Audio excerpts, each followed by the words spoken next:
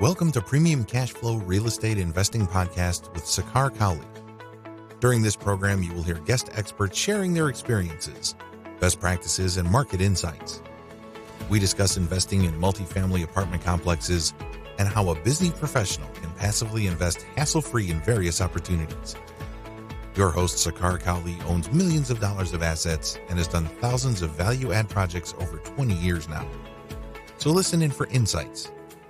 Here's your host, Sakar Cowley.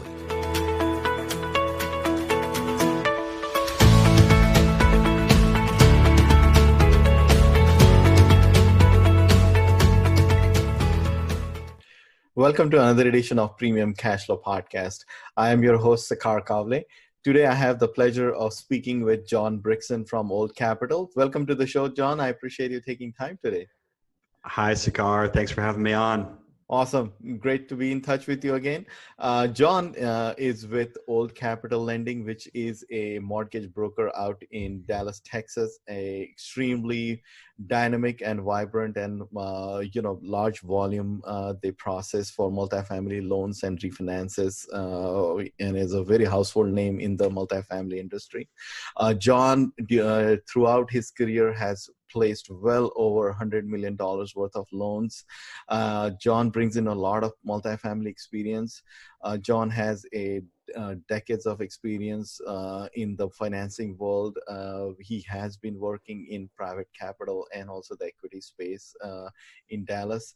Originally from Kansas City, John has earned a BA in economics as well. So it is a stellar background John brings to the table, and when it comes to multifamily lending and what's shaping up every day, I think John is a name to reckon with. So thank you, John, for taking time out of your busy schedule today. Help us get started real quick with a brief background of yours, John, and we can kind of delve into today's topics. Sure, Sakar. Thank you for the introduction, and just for a little bit more detail on my background. So I joined Old Capital in February 2018. So I've been with Old Capital for just over 2 years. And, I primarily arrange debt and equity financing for the most part, value-add multifamily properties. Sure. We're very active in Texas markets, and especially Dallas-Fort Worth, but I work across the country. So the last 12 months, I've closed loans in South Carolina, Georgia, New Mexico, Kansas City, Texas, and some other markets outside of that. So work across the country, but largely have a focus on value-add multifamily properties. And we work with Fannie Mae, Freddie Mac. I'm doing a HUD loan currently, so that's been interesting. Banks, credit unions, CMBS lenders, all different types of lenders. Incredible. Thank you, John. I think there's no end of the spectrum that you don't touch, through your desk and through Old Capital. That's for sure. So now let's kind of, John, go from small basics to some of the current things that are shaping up right now. And as we definitely know, through the COVID crisis, things have significantly changed the financial landscape as to what lenders are requiring. Suddenly goes through the roof, and it again pretty much feels like 2008, 2009 back again.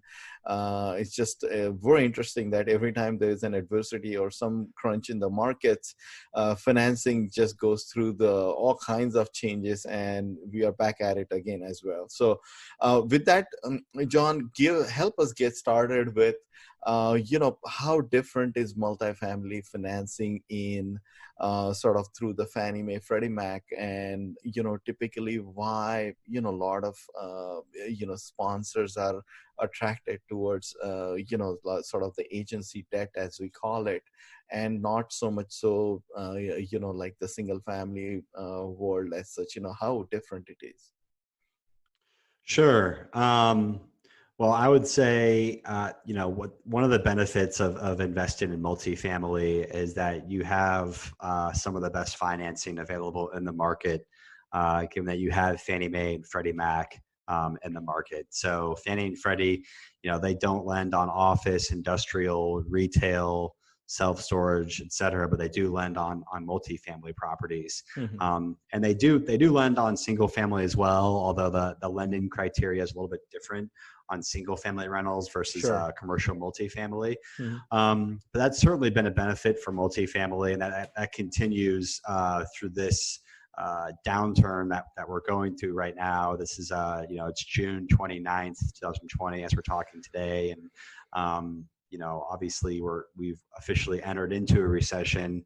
But the good news is for multifamily owners and investors is that Fannie and Freddie continue to lend in the market. They continue to be active, albeit they are a little bit more conservative, and they are requiring debt service reserves at closing for pretty much all loans they do, unless for loans that are at a much lower leverage point. So that's one of the key benefits with multifamily is just Fannie and Freddie being in the space. And then in addition, what also is different, just comparing today with earlier this year or maybe late prior to COVID breaking out, is the bridge lending. So late in the cycle, a lot of the debt funds and a lot of the non-bank lenders had gotten especially aggressive on underwriting and closing loans for value-add multifamily properties. So, it used to be that getting 80% loan to cost, with a rate at 30-day LIBOR plus 2.85%. So, all-in rate of 4.5% to 5%. Was somewhat of a commodity. There's just a lot of different non-recourse bridge lenders out there, kind of in that space and quoting that type of those types of loans. And now that's changed.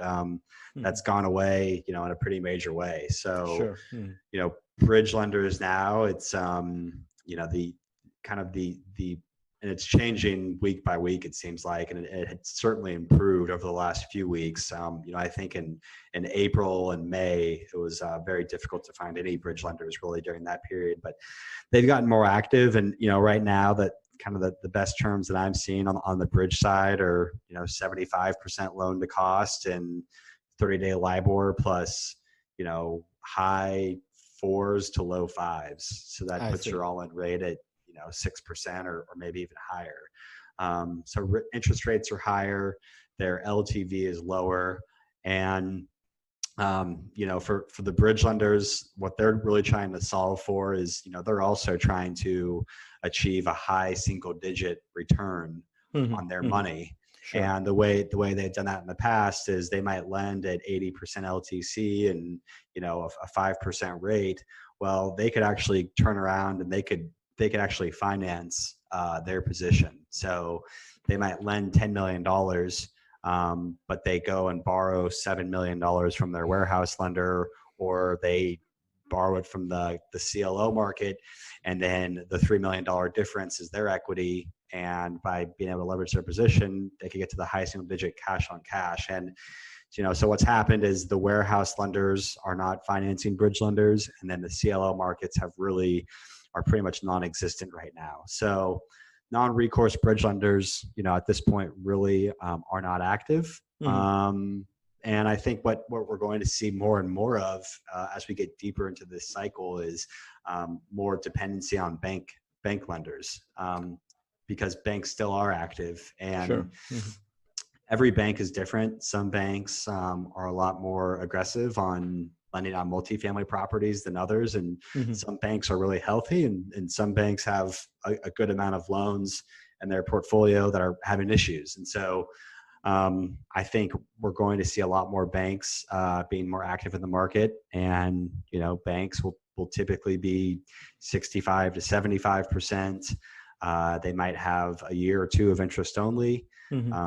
Usually they're looking for a 20-year amortization or a 25-year amortization, whereas Fannie or Freddie might want 30 years. And then the key difference is recourse. So, they require a personal guarantee. So I expect to see a lot more activity on the bank side going forward. Got it. Thank you. Thank you for that detailed clarification, John. Now, Speaking of the, sort of the stable assets and Fannie Mae, giving the loans, whether it's Fannie Mae or Freddie Mac for that matter. And then, when the property is not stable for, let's say, last 90 days or what have you, like sponsors typically go towards the bridge lending side. Can you maybe share some thoughts as to why, like sort of what the thought process is, John, into this? On why people would want to finance with a bridge loan? Sure, like a bridge loan versus perhaps, how that stability and the occupancy of the property plays into a big role into going towards Fannie Mae, Freddie Mac financing. Sure.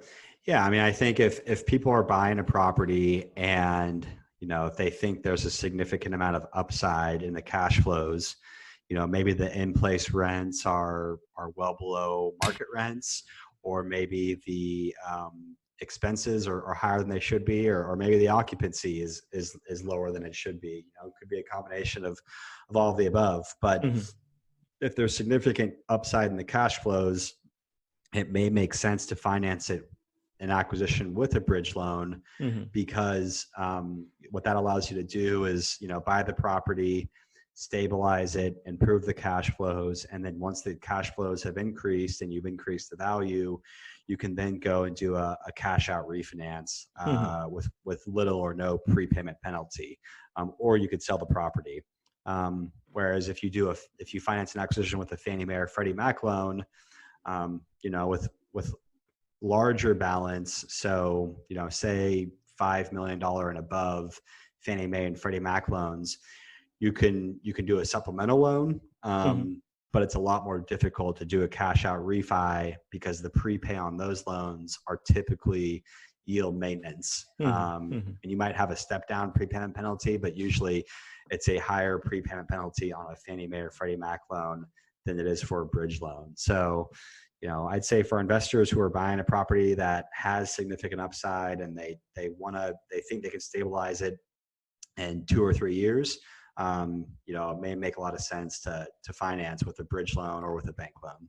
Got it. Now, related question there, John, is that typically, a lot of sponsors are very much attracted also to the interest-only nature of these agency loans.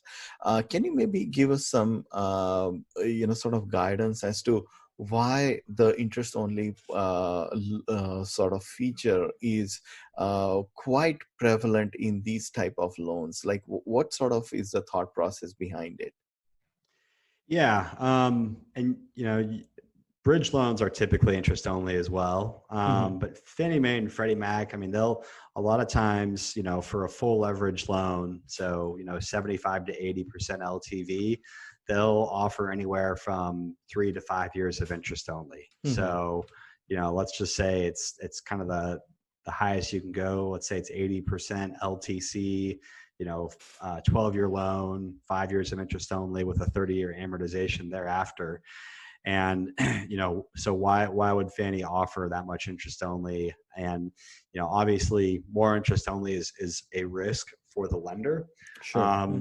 And the reason why it's, if Fannie and Freddie, if these loans were not performing, and if, these loans with lots of interest only were going into default, they wouldn't keep making these loans. Sure. And, Fannie and Freddie, they track data pretty closely, and, they know which types of loan structures haven't performed in the past, which types of situations have had issues in the past, what markets have had issues, and they identify those, and they're pretty sensitive on repeating their past mistakes. And, I think on the interest only, most of these loans have ended up performing because they might have 3 years of interest only or 5 years of interest only, but then after that period, they've got 5 to 7 years of 30-year amortization. So they do get some principal pay down. There's been a good amount of rent growth in multifamily, so that's helped increase cash flows during hold periods. And usually at maturity, when they go to, the owner's loan matures, and it's time to either sell or refi the property, a lot of times, their loan to value is, less than 70%. And at that level, you can typically get some kind of lender to take you out at a 70% LTV, to do a refi, or you can sell the property. And the other thing too is Fannie and Freddie, that they don't really just blindly offer 3 to 5 years of interest only on all of their loans. They underwrite what's called the exit test. And so they'll look at, what's the projected loan balance in year 10 or year 12, and what's our loan to value, assuming we stress the NOI, assuming we increase interest rates, 100 basis points. And so they're looking at that as well. And if some of these loans, if they don't pass the exit test, they might only offer 1 year or 2 years of interest only, or maybe even no years of interest only. So I see. Got it. Thank you. Now, John, Fannie Mae, as you indicated, tracks a lot of data of submarkets and things like that. And that kind of plays into, for how much of leverage you can take, whether, you can go 70, 75, or perhaps 65 and things like that. Can you maybe share some tidbits about, what sort of data Fannie Mae tracks for, doing all the submarket analysis of various, regions throughout the U.S.? Sure. So I would say, Fannie Mae has certain markets that they consider pre-review markets. And, in those markets, basically a typical acquisition, you can finance, in a I'll just call a non-pre-review market, so just a standard market. You can get up to 80% LTV for an acquisition. In pre-review markets, the highest you can go to is 75%. And actually going above 65% LTV means that you have to get a waiver from Fannie to go above 65%. And getting a waiver, what that means really is it's just an additional approval. It's a credit exception for Fannie Mae, if you will. And so how they determine if a market is pre-review is, they actually don't give any guidance on why a specific market may be pre-review and why a market's not pre-review. Like for instance, Houston, Oklahoma City, Tulsa, I think the entire state of Indiana, the entire state of Ohio, except for the Columbus market, for instance, those are all pre-review markets. And why are those pre-review? Well, they don't actually give guidance. It could be because they already have a large amount of exposure in their loan portfolio in those states. It could be that they've had issues in performance on past loans in those states. It could be because there's just like an industry concentration. It's like in Oklahoma City, part of the concern there is that there's just a large concentration of oil and gas jobs. And so they have concerns about that. Same thing with Northern Indiana. It's, Northern Indiana is largely the auto industry.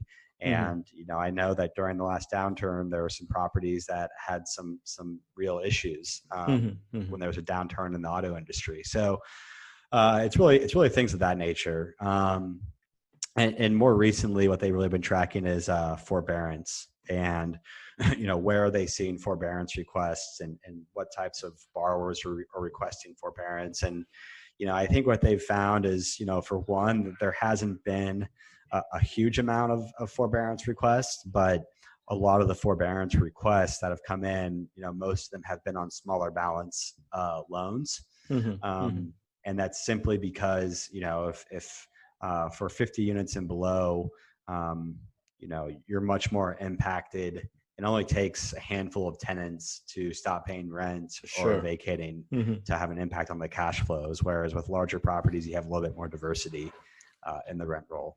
Right.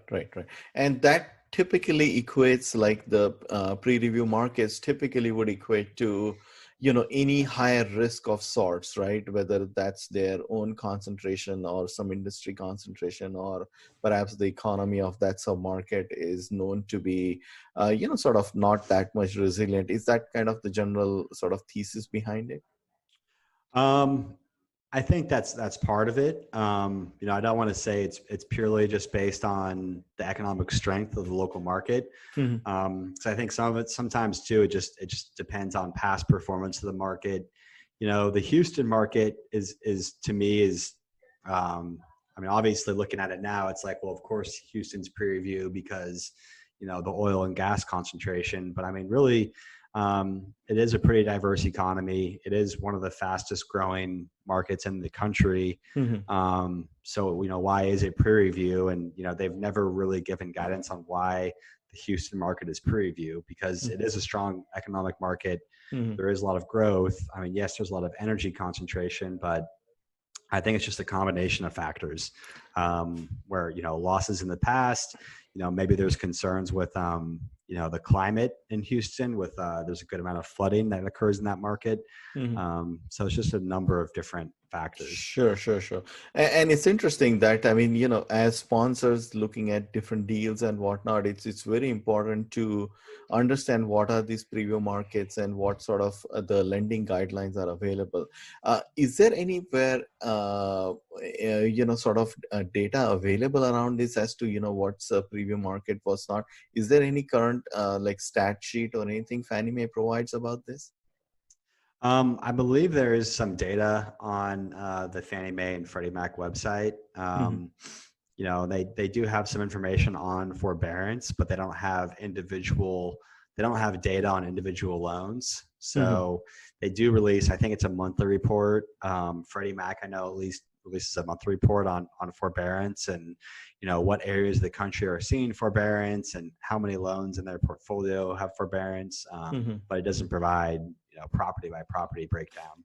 Got it. Now, John, when when sponsors are starting out and coming to you for requests, right? What are some of the key terms that they should be looking at in terms of the net worth, the capital needed, and post-closing liquidity and things like that? Can you maybe give us a sense of what the scenario looks like right now?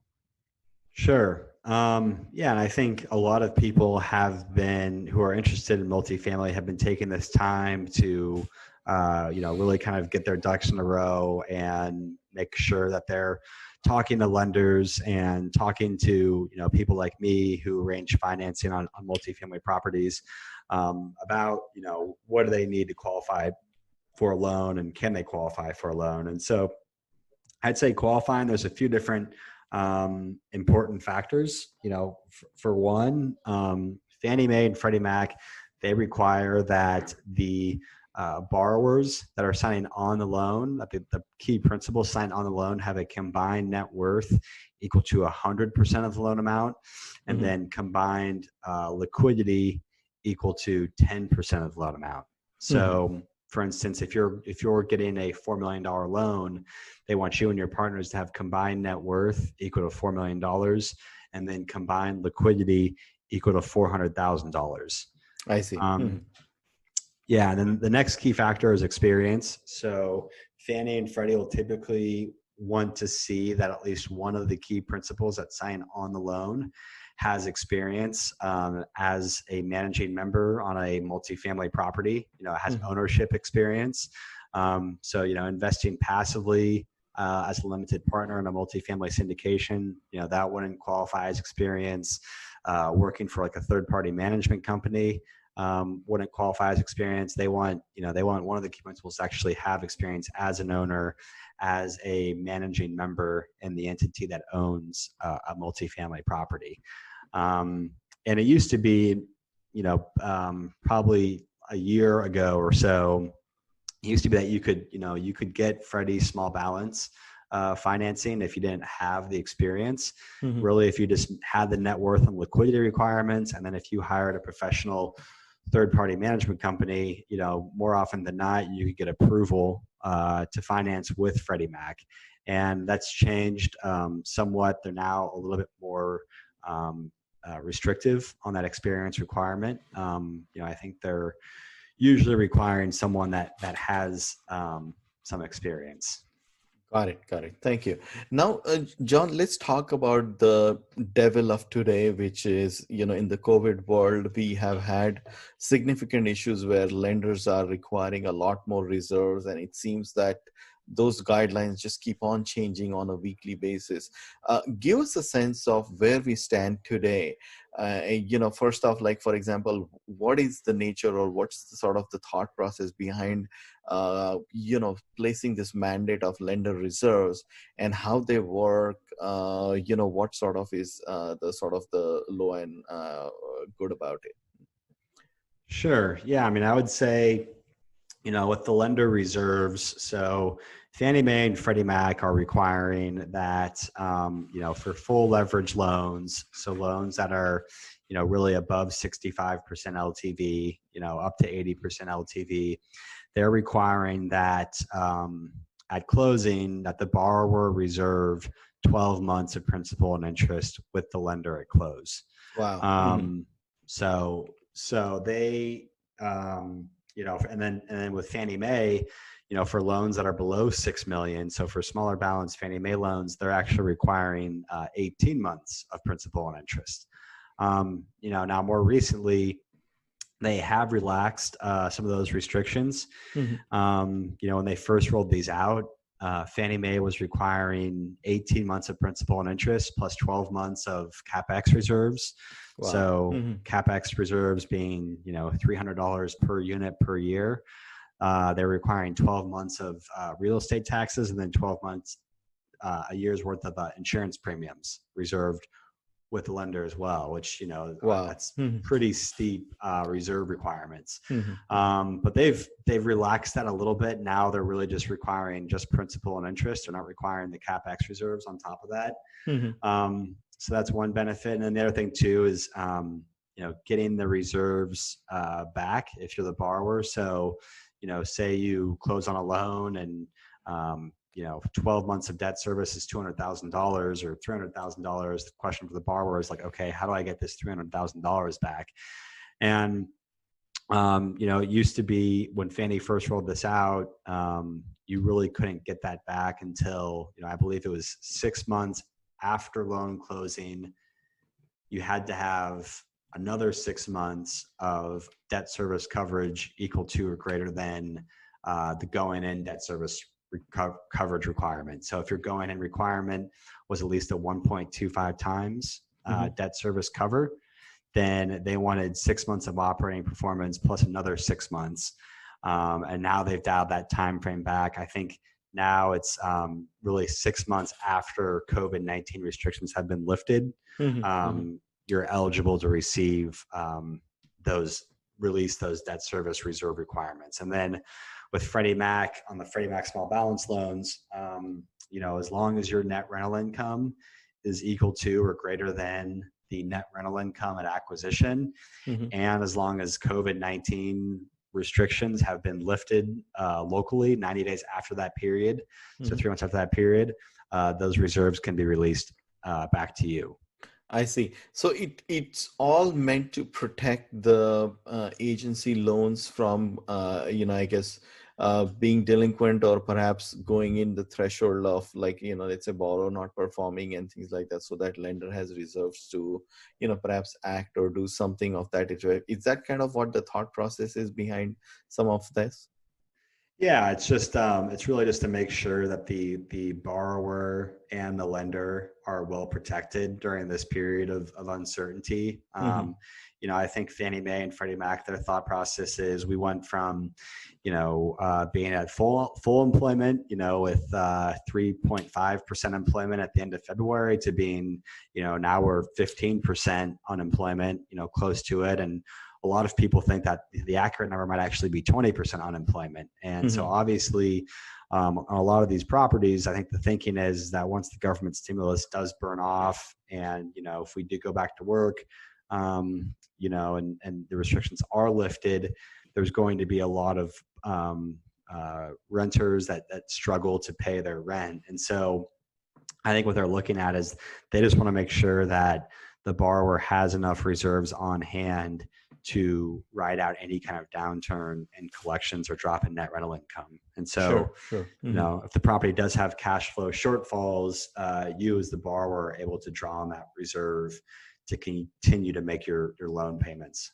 Sure, sure. Now, what is kind of a good advice you can give, John, sort of, especially now, given, what's happening in the financing world right now? Like, what can you suggest, sort of sponsors and borrowers to sort of some of the key things that they should look at, like when they can come to you, how they should engage you, or any other additional information you can provide as far as how things are changing in this pandemic now? Yeah, I mean, I would say, for one, if you currently own multifamily property and if you have a bank loan or a bridge loan on your property, or if you just have any kind of loan that's prepayable, I would strongly consider doing a cash out refinance Mm-hmm. and refine your existing loan. Mm-hmm. And the reason I say that it's important to do that now is, lately, it's, June of 2020.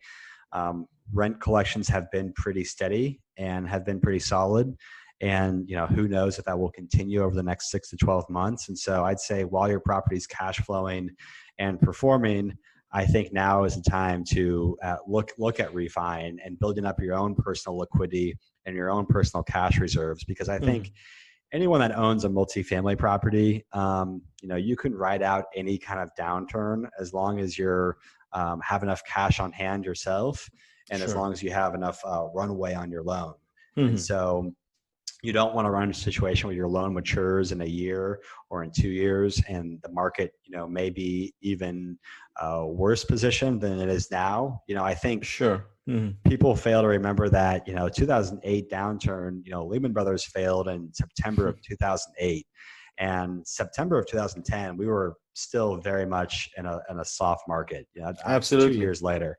And Absolutely. we could be talking here in June of 2022, and it might still be, a pretty challenging market. So I would say if your property is performing, don't wait, don't get too greedy, take your chips off the table now and refi it. The other point too is that refis are really dependent on the appraised value.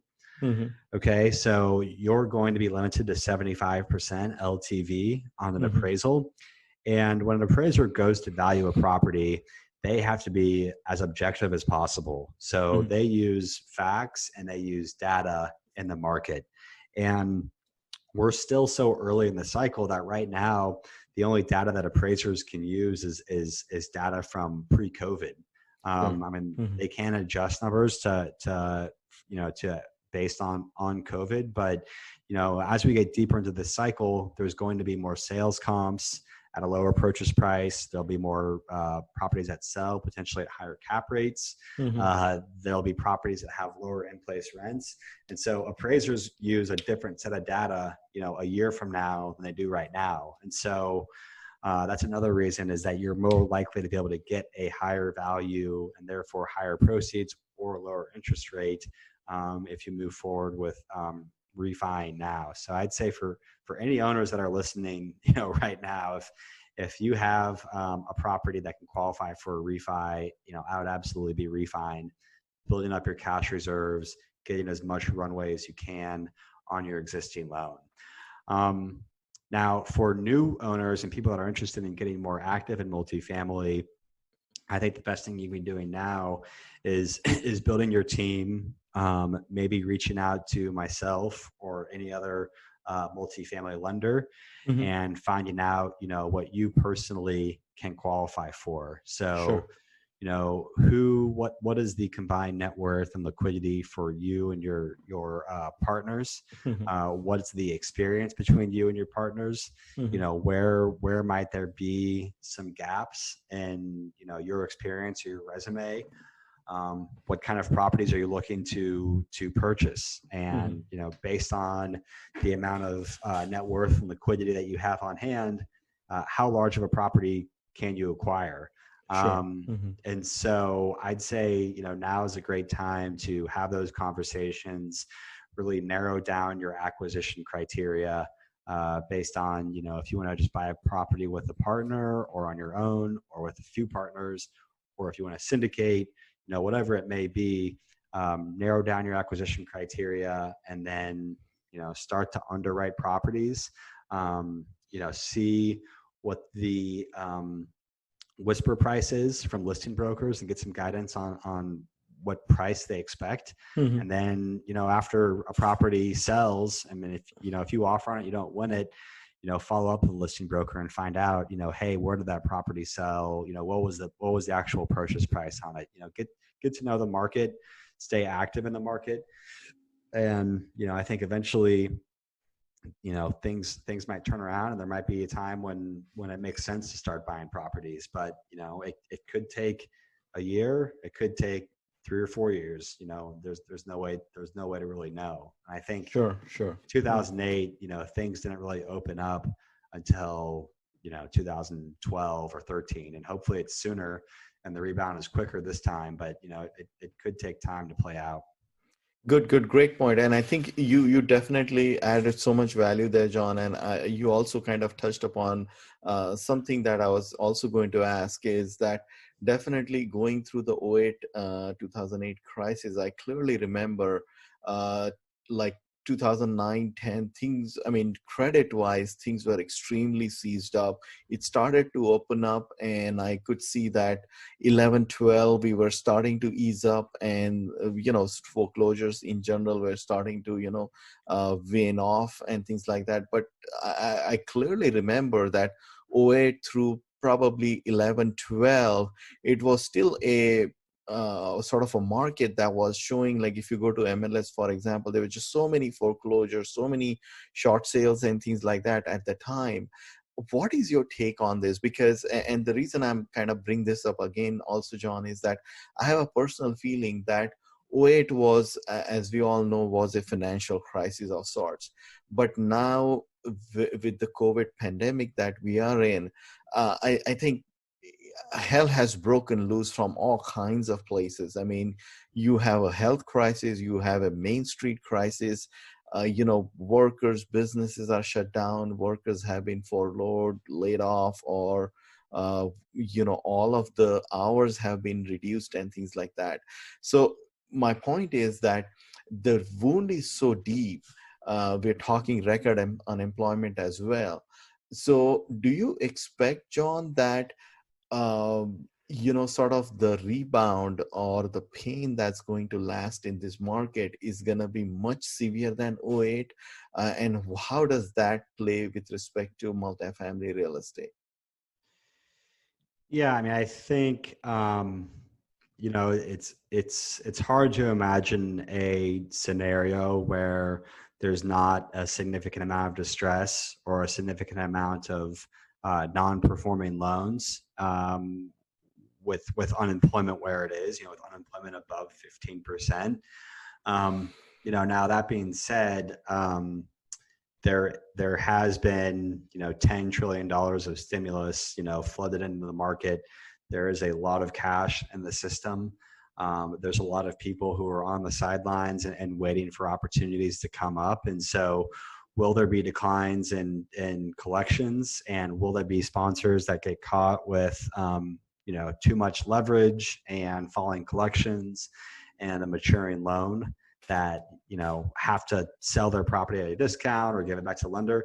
I think there will be, certainly, but, are there going to be as many deep discounts? I don't know if there will be, just because there's so many people who are wanting to invest in multifamily, from newer investors who have been in single family and they want to transition into multifamily, all the way up to large institutional investors who, maybe historically they invested in office or retail or hotels, and now they say, maybe we want to increase our allocation to multifamily because Sure. it was so much more steady during the COVID-19 downturn. So I think there will be some opportunities. If are there going to be significant discounts like there were during 2008? I'm not sure if there will be. Interesting. Thank you for that, John. Now, what are some of the common mistakes you see, like several syndicators make as it relates to financing, whether they're business plan aligns with what sort of financing they're trying to place, or perhaps they're buying, to distress of a properties and things like that. What have you seen in your experience from sort of your angle of financing that you see on a daily basis? Yeah, I'd say one mistake I see pretty often is people just looking at the interest rate and the proceeds and the loan amount, and not really putting much thought into other aspects of the loan.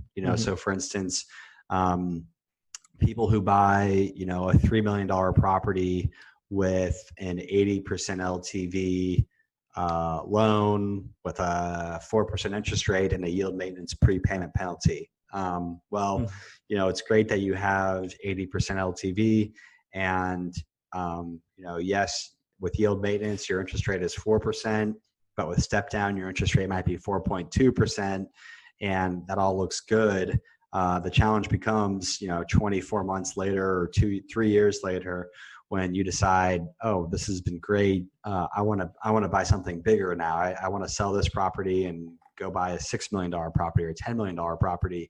Well, you're kind of in a tough spot because you have a yield maintenance prepayment penalty, and it's expensive to pay those off, and so you're not able to refi. And then the buyer, they might not want to assume the existing loan because that $3 million loan you have, it might be only 65% of value now, because you've gone and increased the value of the property by increasing the cash flow. So I'd say you want to holistically look at the loan and match it with your business plan and understand, Fannie Mae and Freddie Mac's not the answer to everything. It's not a perfect program for every single situation. And largely because of the prepayment penalty. That's the drawback, is they're more expensive to prepay. So there's benefits of and situations that make more sense for agency loans. There's situations that make more sense for bank loans or bridge loans. So I think people need to think about it holistically and getting the right debt for their business plan. Wonderful. Thank you, John. You have added such a ton of value. One last question, John. HUD loans, how do they work? What sort of properties they have to be, sort of applied to? Give us a description of how all of that works within HUD umbrella. Sure. So I'm actually doing a HUD loan right now. It's a cash out refi, and it's for a property in South Dakota. And it's a property that it's located in downtown Sioux Falls, South Dakota. It was built in 2013. And, the nice thing, so HUD has different programs. They've got 221D, which those are construction loans. So that's for new development. And then they've got the 223F.